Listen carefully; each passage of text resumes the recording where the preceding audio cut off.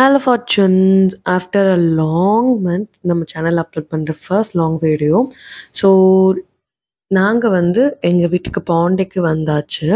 So எப்பவும் போல் அம்மா வீட்டிலேருந்து வரும்போது நாங்கள் எல்லாத்தையும் தூக்கிட்டு வந்துட்டோம். இட்லி மாவு அரைச்சி கொடுத்து விட்டுட்டாங்க அம்மா. அதுக்கப்புறம் வந்துட்டு க்ராசரி, வெஜிடபிள்ஸ், ஃப்ரூட்ஸு, ஸ்நாக்ஸு எல்லாமே வந்துட்டு அப்பா கரெக்டாக வாங்கிட்டு வந்து கொடுத்துட்டாரு. எங்கள் அப்பா வந்து நான் 2 இயர்ஸ் ஹாஸ்டலில் படிச்சுட்டு இருந்தேன். 11th 12th மட்டும் அந்தியூர் பக்கம். ஸோ அப்போவும் என்ன பண்ணுவாருன்னா, இதே மாதிரி தான் நான் எப்போவுமே வீட்டுக்கு வந்து போகிறப்ப என்னோட ஒரு பேக் ஃபுல்லாக ஸ்நாக்ஸு, எனக்கு தேவையான திங்ஸ் தான் இருக்கும். ஈவன் என்னால் அந்த பேக்கை தூக்க கூட முடியாது. அந்த அளவுக்கு வாங்கி கொடுத்துருவாங்க. விசிட்டர்ஸ் டேக்கு அவங்க பார்க்க வரும்போதும் அப்படிதான். ஃபுல் அப்படியே நான்வெஜ் ஃபீஸ்ட்டு. அது இல்லாமல் எனக்கு பிடிச்ச எல்லா ஸ்நாக்ஸு, ஃப்ரூட்ஸு, கேட்டிருக்க திங்ஸ், அது இல்லாமல் கேஷ் வேறு கொடுத்துட்டு போவாங்க. பேண்ட்ரியில் இன்கேஸ் ஸ்நாக்ஸ்லாம் காலி ஆயிடுச்சு அந்த 1 மந்த் டைம் பீரியடில் அப்படின்னா பேண்ட்ரியில் வாங்கிக்க சொல்லி. ஸோ என் அப்பா வந்து சின்ன வயசுலேருந்து இப்படி தான். அஃப்கோர்ஸ் எல்லாரோட அப்பாவும் அந்த மாதிரி தான் இருப்பாங்க. அண்ட் நமக்கு ஏதாவது ஒரு இஷ்யூ பிடிச்சிருக்கு அப்படின்னு சொல்லிட்டோன்னா அது வந்து அப்படியே ஃபுல்லாக வாங்கிட்டு வந்து ஒரு மாதத்துல நம்மளை அந்த சாப்பாடை வெறுக்கவே வச்சுருவாங்க. என் அப்பா அப்படிதான். நான் ப்ரெக்னெண்ட்டாக இருக்கும்போதும் லைக் பாப்பா பிறந்ததுக்கப்புறமாவும் கேழ்வரகு அடை வந்து எங்கள் ஊரில் செய்கிறாங்க. ஸோ எனக்கு அது பிடிச்சிருக்கு அப்படின்ட்டு டெய்லி வாங்கிட்டு வந்தார். நான் ஒரு 4 நாளைக்கு மேலே அந்த கேழ்வரகு அடையவே வெறுத்துட்டேன். ஸோ நாட்டுக்கோழி முட்டை, ஏன்னா பாப்பா பிறந்து பிரஸ்ட் ஃபீட் பண்ணும்போது அம்மா வீட்டில் இருக்கும்போது என்ன பண்ணிட்டாங்கன்னா, ஒயிட் எக் சாப்பிட வேண்டாம் அப்படின்னு சொல்லிட்டு நாட்டுக்கோழி முட்டை தான் கொடுத்துட்டு இருந்தாங்க. ஆக்சுவலாக நான் ஏன் வந்து பாப்பா பிறந்ததுக்கப்புறம் வீடியோவே போட முடியல அப்படின்னா, கொஞ்ச நாள் வந்து நான் ஒரு 10 டேஸ் என்னோட அண்ணா வீட்ல இருந்தேன் வாலாஜால. அதுக்கப்புறம் வந்துட்டு சந்தோட அம்மா வீட்ல ஒரு 20 டேஸ் இருந்தோம். ஸோ இப்படி அந்த 3 மந்த்ஸ் வரைக்கும் நான் மாறி மாதிரி தான் இருந்தேன். அதுக்கப்புறம் அந்த 4த், 5த் மந்த் தான் ஃபிக்ஸ்டா எங்க வீட்லயே இருக்க ஸ்டார்ட் பண்ணிட்டோம்.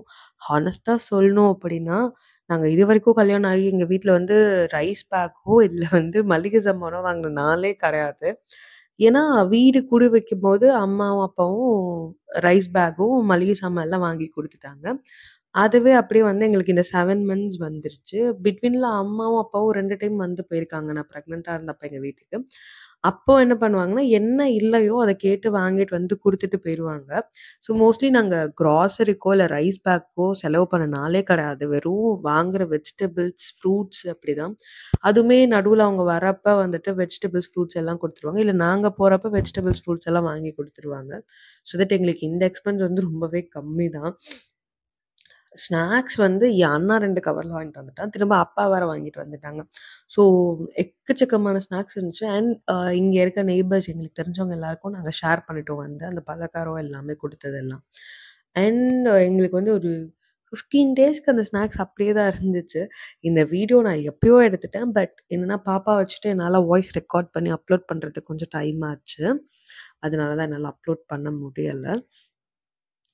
அ எனக்கு வந்து இப்போ அங்கேருந்து இங்க வந்தக்கப்புறமா தான் வந்துட்டு, அந்த வொர்க் எல்லாம் பேலன்ஸ் பண்றதுக்கு ஒரு சேலஞ்சாவே இருக்கு.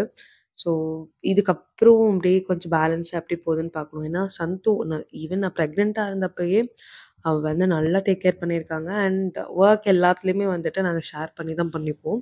அதனால எனக்கு பெருசா எதுவும் கஷ்டம் தெரிஞ்சதில்ல. இப்பவுமே அவங்க அப்படிதான். வொர்க் ஒரு பக்கம் இருந்தாலுமே எனக்கும் கொஞ்சம் ஹெல்ப் பண்ணிட்டுருப்பாங்க.